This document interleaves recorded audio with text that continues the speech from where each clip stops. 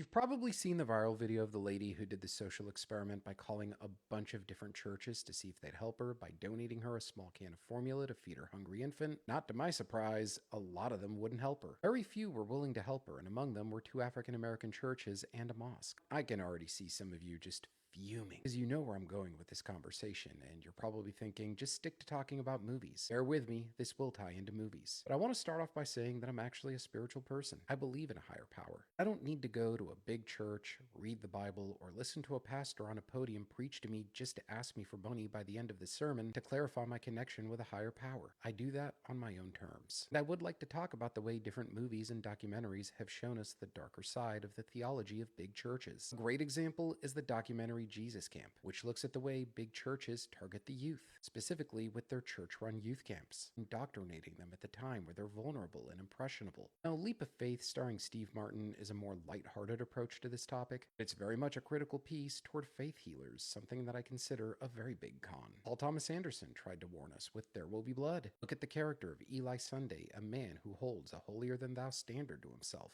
believing himself to be the gold standard of preaching God's word. But at the end of the day, his biggest motivation is the financial gain of Daniel Plainview's oil. This film lets us know that the capitalist and the preacher are the same person. If you want to observe corruption at the hands of evangelical churches when it comes to financial gain, watch the 7-part docuseries, The Religion Business. Then there's a very effective documentary, God and Country. It's a big warning against Project 2025. It looks at the way evangelical churches dabble in politics, and at the end of the day, their biggest motivation is not only financial gain, but also control over people. If you just want a good laugh observing a satire around all of this, watch The Righteous Gemstones.